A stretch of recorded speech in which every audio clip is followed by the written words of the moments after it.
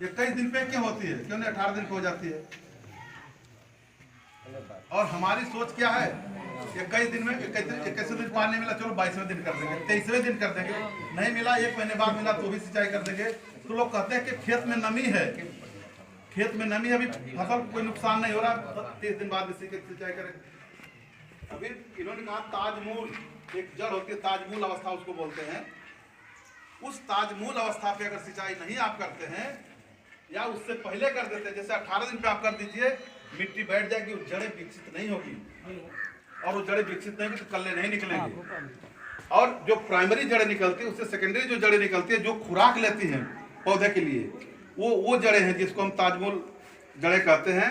और ये 4 दिन तक 21, 22, 23, 24 इन 4 दिनों में अगर आप सिंचाई कर दिए तो आपको वो पैदावार मिलेगी जो आप चाहते हैं। जितने दिन आप लेट करते जाएंगे, एक दिन 24वें दिन से आपका उत्पादन घटता चला जाएगा। पर डे एकड़ में 10-20 किलो आपका उत्पादन घटना है। इसलिए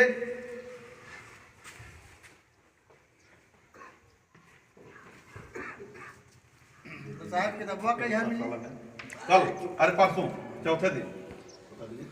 तो ये जो ताजमूल हमारी अवस्था है जो सिंचाई की, ये बिल्कुल ये उसी समय करनी चाहिए जब पानी नहीं है, तो मजबूरी है, और मजबूरी है तो जब आप ताजमूल अवस्था सिंचाई नहीं करते हैं तो एक सीधा पौधा खड़ा रहता है, आपके कल्ले नहीं निकलते हैं।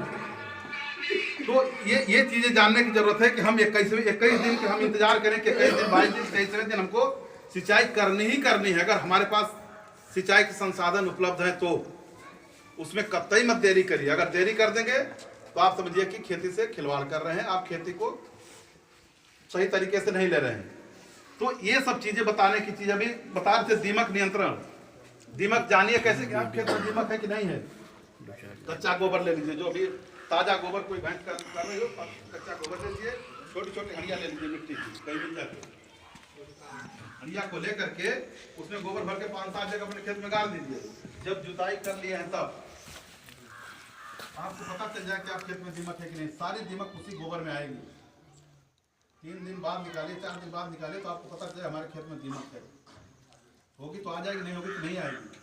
और जितनी आ जाएंगे उसके मिट्टी का तेल हल्का डाल दिए, उतनी मार देंगे, लेकिन दीमक मार देंगे अपने खेत की। और पता चल गया कि हमारे खेत में दीमक है तो आप दीमक की दवा इस्तेमाल करें, जो खेती को बताए थे क्लोरोपाइरिफास।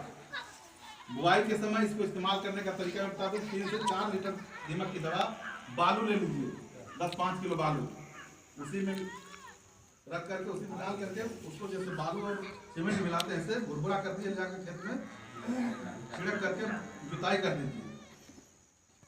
जुताई करने को मिल जाएगा। अगर खड़ी फसल में लगती है तो यही दीमक की दवा या तो जब सिंचाई करने जाते हैं, ट्यूबवेल चलाने जाते हैं, उससे पहले आप छिड़क दीजिए और उसमें पानी चला दीजिए। सारी बालू से सारी दवाएं आपके खेत में चली जाएगी, दीमक मर जाएगी। या जहाँ से नाली से सिंचाई अगर करते हैं तो नाली पे टपका दीजिए, एक ऊपर छेद करिए, एक नीचे छेद कर दीजिए, और किसी लकड़ी के सहारे उसको बांध दीजिए ऐसे। वो एक बूंद बूंद कर टपकता रहेगा, पूरे खेत में आपके दीमक की दवा जाती रहेगी। लेकिन करके देखिए तब। अभी आप कह रहे थे कि गेहूं का मामा नहीं मरता है। हम पानी के लिए बहुत कंजूसी करते हैं। 2 ही टंकी में हम 4 टंकी, जब 2 ही टंकी में हम छिड़क दें, आप सोचते हैं दवा तुम्हारे खेत में चली गई, दवा जाने से नहीं कुछ होगा। पानी चाहिए उसको। अगर 15 टंकी पानी एकड़ में लगना तो लगाइए 15 टंकी पानी, दवा उतनी ही रहेगी लेकिन पानी की मात्रा बढ़ जाएगी। आप अभी बता थे नापने का तरीका कि नापेंगे कैसे, तो पहले आपको कैलकुलेशन करना पड़ेगा। इसमें 10 टंकी पानी लगेगी, 5 टंकी लगेगी। अगर 10 टंकी पानी लगती है, दवा 1 एकड़ की बताए हैं कि सल्फोसल्फिरान 13.5 ग्राम या 15.5 ग्राम 2 तरह की आती है।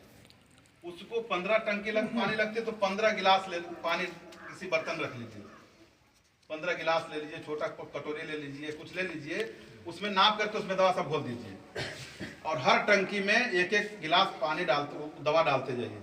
आपको नापने तोलने की जरूरत नहीं होगी कि कहाँ अधिक हुआ कहाँ कम हुआ, पूरी दवा आपकी खेत में चली जाएगी। लेकिन पहले आपको अनुमान लगाना होगा। अनुमान नहीं लगाएंगे तो आप दवा का स्प्रे सही तरीके से कर ही नहीं सकते। और फ्लैट फैन नोजल नहीं अगर अपनाएंगे तो आपको पता नहीं चलेगा कि हमारी दवा इस लाइन में गई कि नहीं गई, जो बीच बीच में रह जाता है, बाद में दिखता है कि हाँ तो गेहूं का मामा खड़ा है, दवा नहीं, तो जब फ्लैट फैन नोजल इस्तेमाल करेगा पीछे की तरफ आएंगे आप, तब आपको पता चले कहाँ से हमारी लाइन बनती चले, कहाँ हमारी छूटी हुई है। अगर जहाँ छूट गया वहाँ आपका गेहूं का मामा नहीं मरेगा, इसलिए फ्लैट फैन नोजल का इस्तेमाल करिए। अभी जैसे चूहा नियंत्रण बता रहे थे, चूहा नियंत्रण आपने पूछा था, तो चूहा नियंत्रण के लिए इन्होंने बताया कि रुई में फंस जाएगा। मैं एक और थोड़ा सा, आप अगर कर सकें तो आपको खेत में बिल दिखाई दे देते हैं कि बिल है खेत में, ठीक ना, बिल को बंद कर दीजिए एक दिन घूम करके, अगले दिन देखिए कितने बिल खुले हैं। अगर बिल खुला है खेत में, समझिए कि इन बिलों में चूहे हैं। फिर उसके लिए